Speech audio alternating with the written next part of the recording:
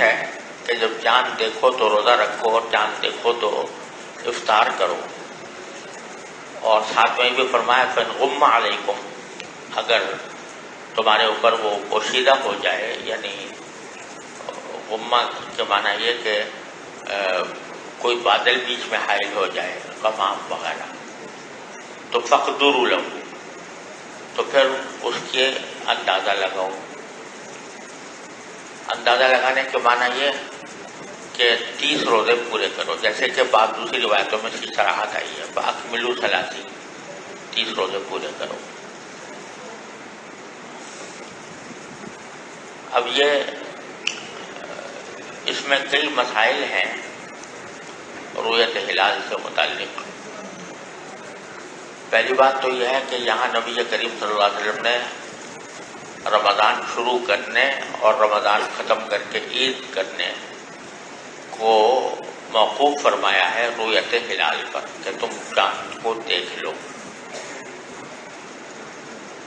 اس کی بنا پر تقریباً تمام فقہا اس بات پر متفق ہیں کہ رمضان کا ثبوت چاند دیکھنے ہی سے ہوگا، محض حسابات کی بنیاد پر نہیں ہو سکتا،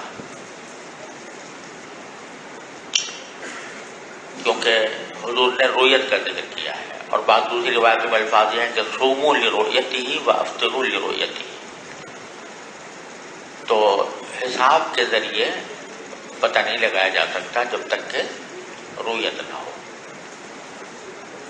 اگرچہ یہ اس پر تقریباً سارے فقہا متفق ہیں، لیکن بعض معاصرین کا کہنا یہ ہے کہ جس چیز کی پچھلے فقہاء کرام نے نفی کی تھی وہ در حقیقت نجومیوں کی باتیں تھیں.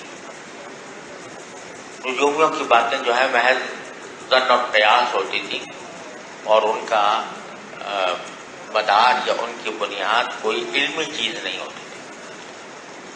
لیکن اب حساب کا معاملہ اتنا ترقی کر گیا ہے کہ اس میں بالکل صحیح اندازہ لگانا ممکن ہو گیا ہے.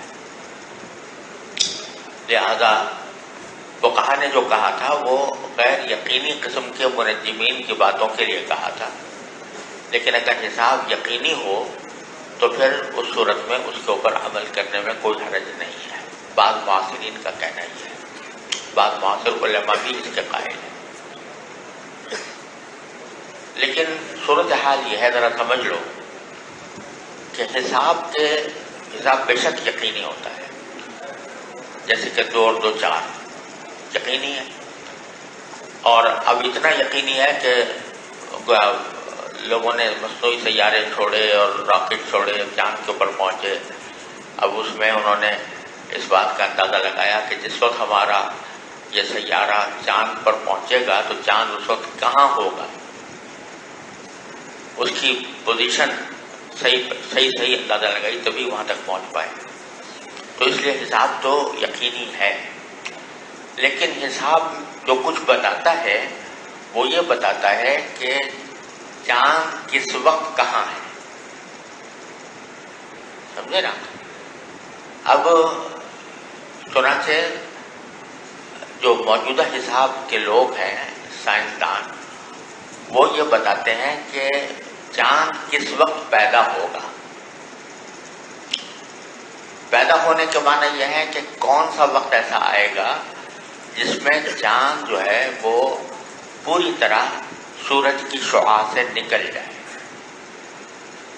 یعنی ایک وقت ایسا آتا ہے نا جو 28 تاریخ کو کہ جو ہے چاند جو ہے وہ اس کو ڈھانپ لیتا ہے، سورج کی شعاعیں ڈھانپ لیتی ہیں، اس لیے نظر نہیں آتا.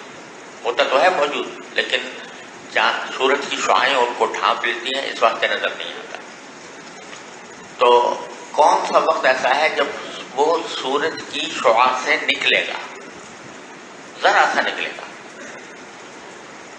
تو اس کو وہ کہتے ہیں چاند کی ولادت، چاند کی پیدائش. سمجھ گئے؟ تو چاند کی پیدائش کس وقت ہوگی یہ بات تو یقینی طور پر حساب سے معلوم ہو جاتی ہے، سمجھ گئے؟ لیکن اس چاند کا قابل رویت ہونا، اس قابل ہو جانا کہ وہ دیکھا جا سکے، اس کے بارے میں سائنسدانوں کے اقوال خود مختلف ہیں۔ بعض لوگ کہتے ہیں کہ چاند کی ولادت کے بعد کم از کم 38 گھنٹے چاہیے، 38 گھنٹے گزرنے کے بعد وہ اس لائق ہوگا کہ دیکھا جا سکے، بشرطے کہ کوئی بادل نہ ہو، بشرطے کہ غبار نہ ہو، وغیرہ وغیرہ۔ بعض کہتے ہیں نہیں 30 گھنٹے میں بھی نظر آ سکتا ہے، بعض کہتے ہیں 24 گھنٹے میں بھی نظر آ سکتا ہے، بعض کہتے ہیں 18 گھنٹے میں بھی نظر آ سکتا ہے۔ تو 18 گھنٹے سے لے کر اور 38 گھنٹے تک مختلف اقوال ہیں۔ تو یہ بات یقینی نہیں ہے کہ وہ کب قابل رویت ہوگا۔ یقینی جو بات ہے وہ کیا ہے؟ ولادت چاند کی، وہ تو یقینی ہے، لیکن اس وقت قابل رویت ہوگا اس میں بڑا اختلاف ہے خود سائنسدانوں کے درمیان، اور وہ کوئی متفقہ طور پر نہیں کہہ سکتے کہ کتنے دیر کے بعد وہ قابل رویت ہوگا، سمجھ گئے؟ تو پہلی بات تو یہ ہے کہ اس لحاظ سے حساب یقینی نہیں ہے کہ وہ قابل رویت کب ہوگا۔ اچھا، اب یہ جو اگر کہا جائے کہ بھائی چلو چاند کی پیدائشی کو معیار بنا لیا جائے کہ جب چاند کی پیدائش ہو جائے تو سمجھو کہ مہینہ شروع ہو گیا ہے، اگر اس کو معیار بنایا جائے تو اس صورت میں حقیقت میں وہ وقت جو ہوتا ہے چاند کی پیدائش کا وہ بھی ایک محاق کی حالت ہوتی ہے، یعنی نظر نہیں آ رہا ہوتا چاند، تو اس سے بہت گڑبڑ واقع ہوتی ہے۔ اگر اس کو مدار بنایا جائے تو بہت ساری گڑبڑیں پیدا ہو سکتی ہیں، لہذا اس کا کوئی قائل نہیں ہے کہ چاند کی پیدائش کو معیار بنایا جائے، بلکہ یہ معیار بنانا ہے کہ قابل رویت کب ہوگا، چاہے نظر نہیں آ رہا ہمیں لیکن قابل رویت ہے، تو اس کے بارے میں اتنا اختلاف ہے۔ اس وجہ سے جو ہے اس کے اوپر عمل کرنے میں دشواری ہے، سمجھ گئے؟ بعض لوگ یہ کہتے ہیں کہ یہ جو مولوی لوگ ہیں یہ حساب کو قطعی نہیں مانتے، آنکھ کے دیکھنے کو ضروری قرار دیتے ہیں، حالانکہ مثلا نماز کے جو اوقات ہیں وہ آج دیکھ کر کوئی بھی نہیں کرتا کہ کس وقت غروب ہوا کس وقت طلوع ہوا، بلکہ اس کا حساب ہے جنتری کے اندر لکھا ہوا ہے اس کے حساب سے کرتے ہیں، لیکن چاند کے بارے میں یہ کہتے ہیں کہ اس کا ہم حساب پر عمل نہیں کرتے۔ تو بات در حقیقت یہی ہے کہ یقینی چیز جو ہے اگر کوئی ہوتی تو اس پر عمل کرنے میں کوئی مذائقہ نہیں تھا، لیکن یقینی چیز صرف اس کی پیدائش ہے، اس کا قابل رویت ہونا یقینی نہیں ہے۔ جب قابل رویت ہونا یقینی نہیں ہے تو پھر اس کے اوپر عمل کرنا بھی مشکل ہے۔ لیکن اب کچھ مسلمان سائنسدانوں نے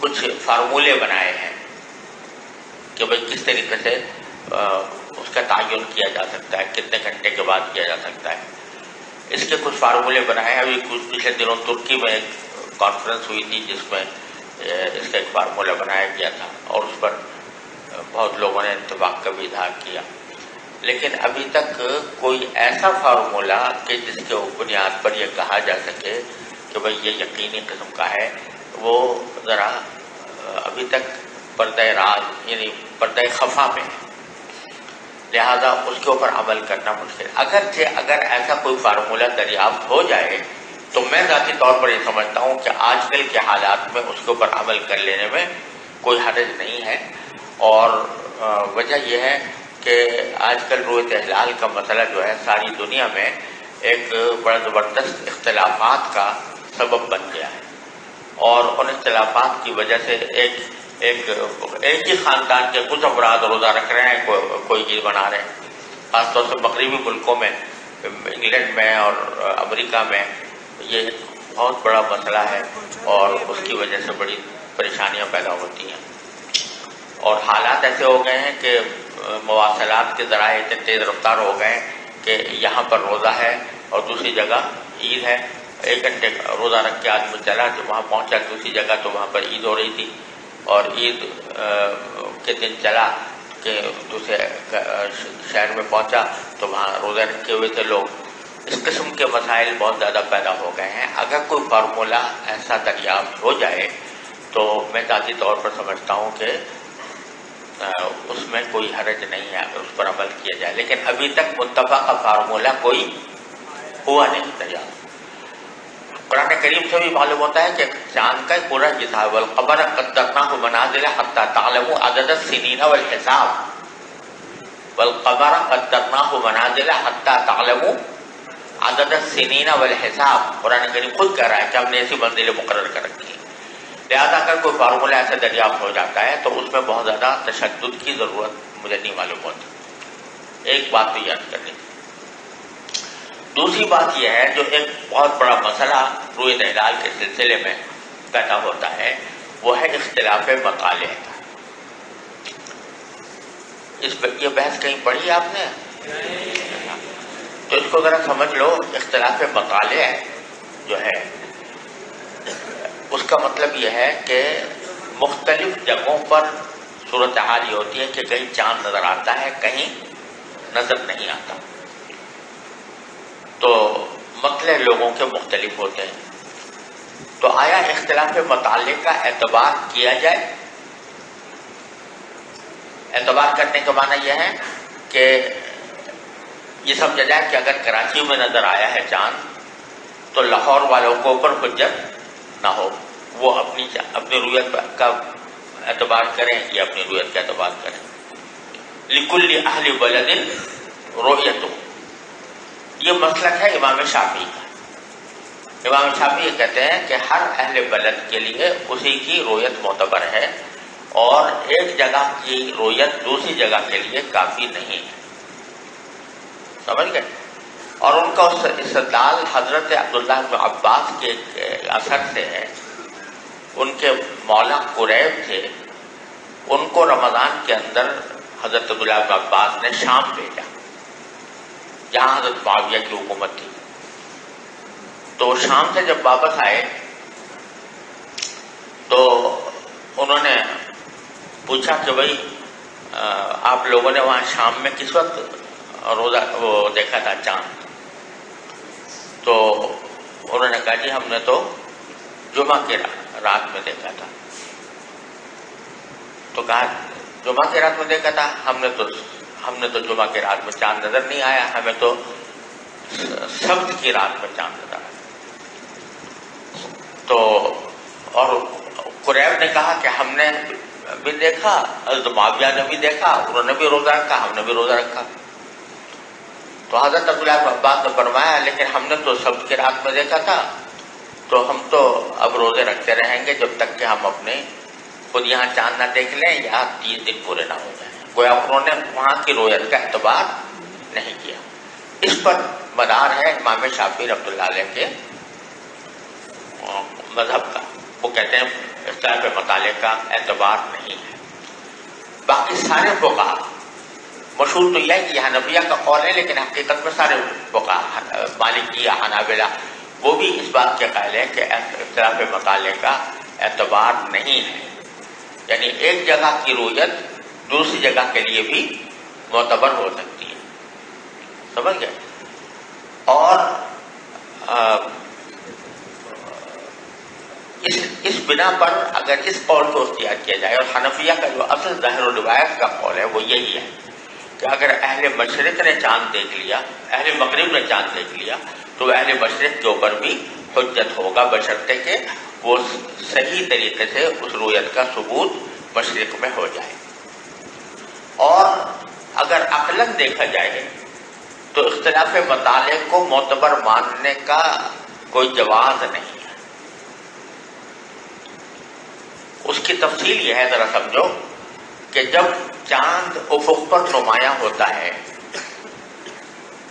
افق پر جب ظاہر ہوتا ہے تو وہ زمین کے اوپر اپنے دیکھنے والوں کے اعتبار سے ایک قوس بنتا ہے، ایک کمان جیسی ہوتی ہے، یہ سمجھے؟ جو اس قوس کے اندر ہوگا وہ چاند دیکھے گا، جو قوس سے باہر ہوگا اس کو چاند نظر نہیں آئے گا. سمجھ گئے؟ فرض کر لو میں ایسے ہی سمجھانے کے لیے جو میرا ڈیسک ہے یہ قوس ہے ایک، تو جو اس قوس کے اندر ہے وہ چاند دیکھے گا، جو قوس سے باہر ہے وہ نہیں دیکھے گا. ٹھیک؟ اب جو لوگ قوس کے اندر ہیں ان میں بعض اوقات ہزاروں میل کا فاصلہ بھی ہو سکتا ہے.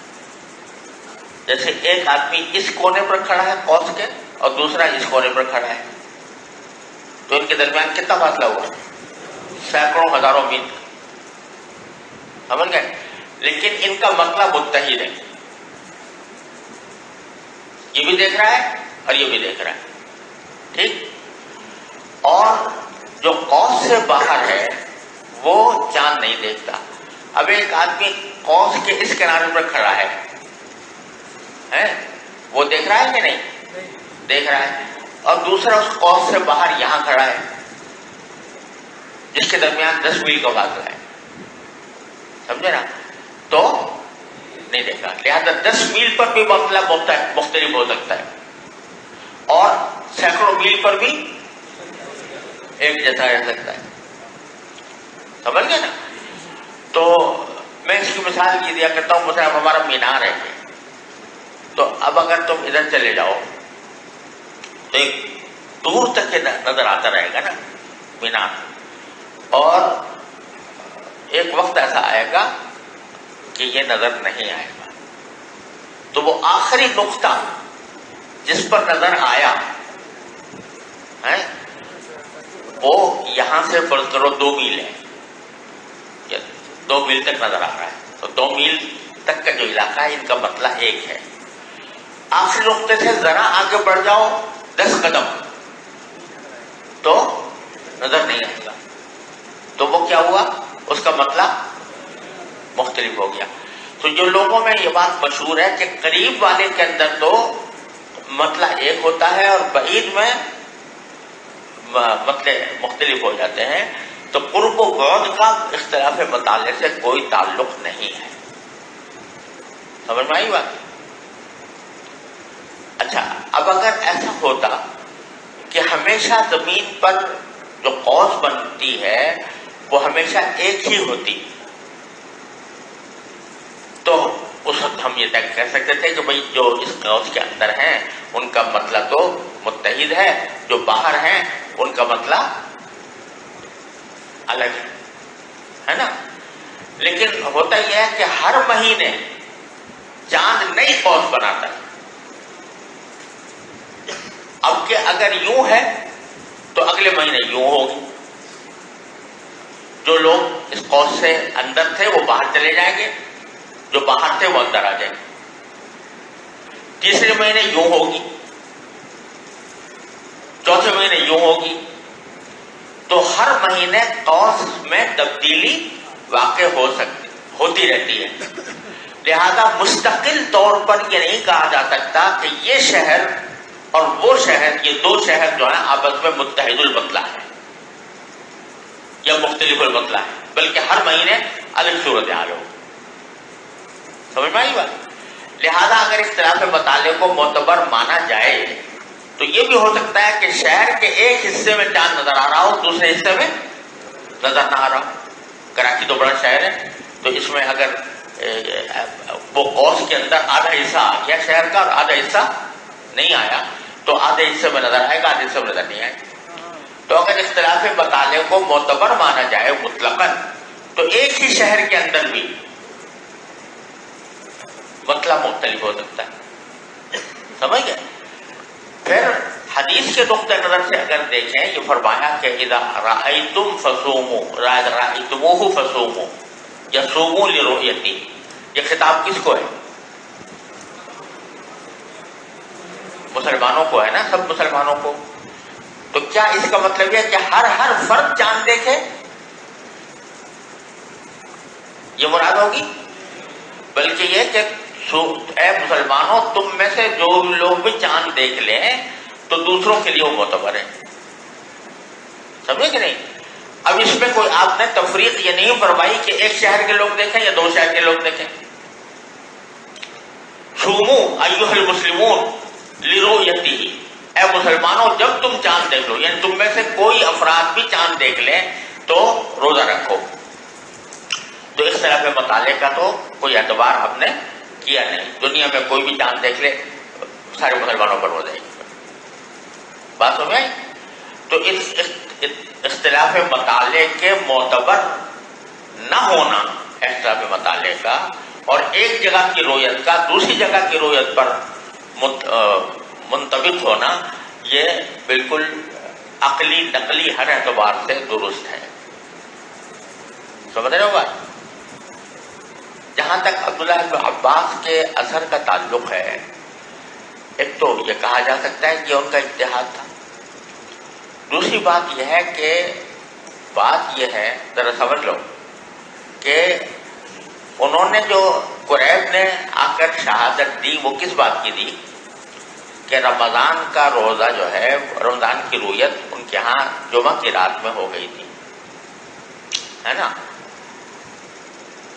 تو اب رمضان تو جب آ کے بتایا تو رمضان کا آخر میں آ کے بتایا تو اب اس پر موقوف ہو گیا عید کا.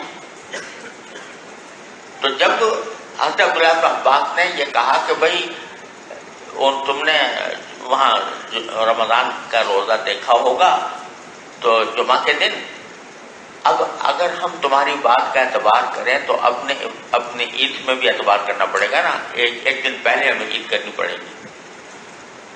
تو ایک آدمی کی شہادت، رمضان تو ثابت ہو سکتا ہے ایک آدمی کی شہادت سے، ایک آدمی کی خبر سے رمضان کا، لیکن عید کے لیے ایک آدمی کی شہادت تنہا کافی نہیں ہے. اس کے لیے کم سے کم 2 آدمی چاہیے. تو اب عید کا مسئلہ چونکہ اس پر موقوف ہو گیا تو اس عید کے مسئلے کے لیے تنہا قریب کی شہادت کافی نہ ہوئی، بلکہ اس میں 2 آدمی چاہیے. اس لیے انہوں نے رد کر دیا. یہ احتمال بھی ہے اس میں. اور دوسرے دلائل عقلیہ اور نقلیہ سب اختلاف مطالعے کو غیر معتبر ہونے کو کہتے ہیں. سمجھ گئے؟ حنفیہ کا اصل مذہب ظاہر و روایت کا یہی ہے کہ اختلاف مطالعے مطلقاً غیر معتبر ہیں. لیکن متاخرین میں سے بعض حضرات نے، جیسے علامہ ذیلعی نے لکھ دیا کہ بھئی بلاد ناحیہ میں اعتبار کرنا چاہیے اختلاف مطالعے کا، یعنی دور دراز کے علاقوں میں. سمجھے نا؟ انہوں نے وہ اس تقدیر پر فرمایا کہ دور ہونے کا نتیجہ ضرور یہ ہوگا کہ مسئلہ مختلف ہو جائے گا. لیکن ابھی میں نے جو آپ کے سامنے تشریح بیان کی اس سے کیا پتہ چلتا ہے کہ دور ہونے یا قریب ہونے سے کوئی فرق نہیں پڑتا. لہذا یہ جو بات کہی گئی ہے یہ امام ابو حنیفہ کی بات نہیں ہے. امام ابو حنیفہ کی بات یہی ہے کہ اختلاف مطالعے مطلق معتبر ہے. لہذا اگر آج مسلمان اس بات پر اتفاق کر لیں جو امام ابو حنیفہ کا قول ہے اختلاف مطالعے کے معتبر، تو ساری دنیا میں ایک دن روزہ ایک دن افطار ہو سکتا ہے اگر امام ابو حنیفہ کی بات کا پر سب لوگ متفق ہو جائیں. سمجھ گئے؟ لیکن مشکل یہ ہے کہ متفق نہیں ہوتے اور اس کے نتیجے کو کہنا ہے چلے مطالعے معتبر ہے لہٰذا ہم نہیں مانتے، ادھر کی یہاں کی رویت دوسری جگہ نہیں مانتے. سمجھے؟ ہم پاکستان کے اندر مرکزی رویت حال کمیٹی قائم ہے اسی کام کے لیے، اور وہ ہمارے بزرگوں نے بڑی محنت سے اور بڑی جد و جہد کے بعد وہ قائم کروائی تھی، اس لیے تاکہ سارے ملک کے اندر ایک دن روزہ یا عید ہو سکے. اسی کی بنیاد پر عمل ہوتا ہے. لیکن ہم اگر چاہیں سعودی عرب کی رویت پر یہاں عید کرنا تو وہ بھی کر سکتے ہیں شرعاً، یعنی امام ابو حنیفہ کے قول کے مطابق. لیکن وہاں ایک دشواری یہ پیدا ہو گئی ہے سعودی عرب میں کہ ان کے ہاں ایک مسئلہ یہ ہے کہ وہ شہادتوں، ایک تو ہوتا یہ ہے افسوسناک صورتحال یہ ہے بہت عرصے دراز سے کہ وہ عید اور بقرعید کے چاند کا تو دیکھنے کا وہ کرتے ہیں، اہتمام کرتے ہیں۔ بیچ کے جو مہینے ہیں ربیع الاول، ربیع الثانی وغیرہ مثلا، ان کی رویت کا اعتبار کا اہتمام نہیں ہوتا، مدتوں ایسا ہوتا۔ اب جب وہ فرض کرو 29 شعبان آیا، اس دن انہوں نے رویت کا اہتمام کیا، یہ کیا پتا کہ یہ 29 شعبان ہے، کیونکہ پچھلے کئی مہینوں سے رویت کا اہتمام نہیں ہو رہا، ایک زمانے تک تو یہ ہوتا تھا۔ اب کہتے ہیں میں نے خود بات کی وہاں کے لوگوں سے، تو انہوں نے کہا کہ نہیں، اب ہم سارے مہینوں کا کرنے لگے ہیں۔ خیر چلو، اب الحمدللہ وہ بات درست ہو گئی۔ لیکن دوسری طرف یہ بھی ہے کہ وہ بعض اوقات ایسے وقت میں شہادت قبول کر لیتے ہیں جبکہ چاند کا نظر آنا ناممکن ہو۔ مثال کے طور پر ابھی چاند پیدا ہی نہیں ہوا،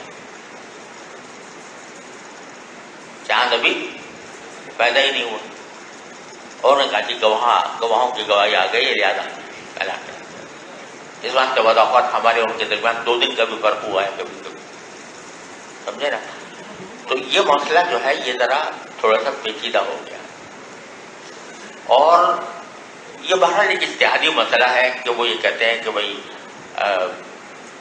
چاند پیدا ہوا یا نہیں ہوا، اس کا شریعت سے کوئی تعلق نہیں ہے، ہم تو شہادت کے اوپر شمول رویتی وقت رویتی۔ لیکن ایک بہت بڑی جماعت یہ کہتی ہے، میرا بھی یہی کہ اگر چاند ابھی پیدا ہی نہیں ہوا تو ناممکن ہے اس کی رویت، سمجھے نا؟ ایسے موقع کے اوپر تنہا 1-2 آدمیوں کی شہادت قبول کر کے اعلان کرنا یہ درست نہیں ہے، سمجھے نا؟ کیونکہ میں نے ابھی بتایا تھا کہ یہ بات تو یقینی نہیں ہے کہ کب قابل رویت ہوا، لیکن پیدائش جو ہے وہ یقینی ہے۔ اگر پیدائش سے پہلے کوئی آپ کے آدمی گواہی دے کہ میں نے چاند دیکھا، تو وہ ایسا ہی ہے جیسے کوئی شخص آ کے گواہی دے 28 تاریخ کو کہ میں نے چاند دیکھ لیا، سمجھے؟ اس کا کوئی اعتبار نہیں، وہ شہادت متہم ہے، لہذا اس شہادت کو رد کرنا چاہیے۔ پچھلے دنوں خود مکہ مکرمہ میں ایک کانفرنس تھی رویت ہلال کے بارے میں، جس کے لیے میں نے مقالہ بھی لکھا، وہ چھپ بھی کیا ہے۔ تو وہاں سارے علماء تقریباً اس بات پر متفق ہو گئے، قرارداد پاس ہو گئی کہ جب تک ممکن نہ ہو اس وقت میں شہادت کا اعتبار نہیں ہے، سمجھے؟ لیکن اب اتنا تو ہوا ہے کہ وہ چاند کی ولادت سے پہلے کا اعلان نہیں کرتے، لیکن ولادت کے بعد 2 گھنٹے بعد اعلان کر دیتے ہیں، 4 گھنٹے بعد اعلان کر دیتے ہیں، حالانکہ کم از کم 18 گھنٹے تو سبھی متفق ہیں کہ 18 گھنٹے ہوتے ہیں، لگتے ہیں۔ اس وجہ سے ذرا سعودی عرب کے ساتھ چلنا مشکل ہو گیا، سمجھ گئے؟ لیکن بہرحال چونکہ وہ ایک اجتہادی مسئلہ ہے اور معاملہ مجتہد فی ہے، لہذا اگر کچھ لوگ سعودی عرب کی رویت پر کرتے ہیں، جیسے انگلینڈ میں کرتے ہیں، امریکہ میں کرتے ہیں، تو بہرحال ان کو بالکل باطل نہیں کہا جا سکتا۔ وہاں اتنا جھگڑا ہے مغربی ملکوں میں، یورپ میں اور امریکہ میں، کہ کوئی حد و حساب نہیں۔ تو میں ان سے یہ کہتا ہوں کہ بھائی یہ معاملے مجتہد فی ہیں، ان میں کسی کے قول پر بھی عمل کر لو، لیکن خدا کے لیے متحد ہو جائے۔ مسلمانوں کے درمیان تفرقہ جو ہے یہ بدترین برائی ہے، اس برائی سے بچنے کے لیے اگر کسی قول مرجوح پر بھی عمل کر لیں، سب متفق ہو جائیں تو ٹھیک ہے، کوئی حرج نہیں۔ اب ہوتا ہی ہے جب میں یہ بات کہتا ہوں تو ادھر والے اس کو اپنے حق میں لے جاتے ہیں، ادھر والے اپنے حق میں لے جاتے ہیں۔ اب میں نے جواب دینا ہی چھوڑ دیا، وہ کہتے ہیں تک کتاب نے فتویٰ دے دیا سعودی عرب کی رویت کے اوپر فتویٰ عمل کرنا چاہیے، اور دوسرے کہتے ہیں کہ انہوں نے فتویٰ دے دیا ہے کہ بھئی اپنی رویت کا اعتبار کرو، سعودی عرب کا اعتبار نہ۔ میں نے یہ کہا کہ چاہے اپنی رویت کا اعتبار کرو، چاہے سعودی عرب کا اعتبار کرو، لیکن خدا کے لیے متحد ہو جاؤ۔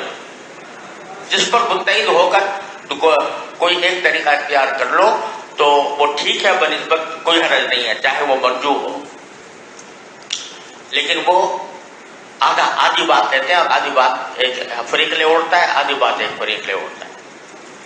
یہاں تک کہ ایک مرتبہ انگلینڈ کے لوگوں نے اتفاق کیا، سب نے مجھے دستخط کر کے بھیجے دونوں فریقوں نے کہ آپ آ جائیں یہاں پر اور آ کر ہمارے درمیان فیصلہ کر دیں، جو آپ کا فیصلہ ہوگا ہمیں منظور ہوگا، یہ لکھ دیا۔ تو میں نے جو ایک فریق کے جو سربراہ تھے ان کو فون کیا، میں نے کہا بھائی یہ آپ کی طرف سے خط آیا ہے، یہ آپ اس کو مانتے ہیں، اس پر عمل کریں گے اگر میں کوئی بات کہوں؟ کہ جی بالکل کریں گے، اور آپ تو ظاہر ہے یہی فتویٰ دیں گے۔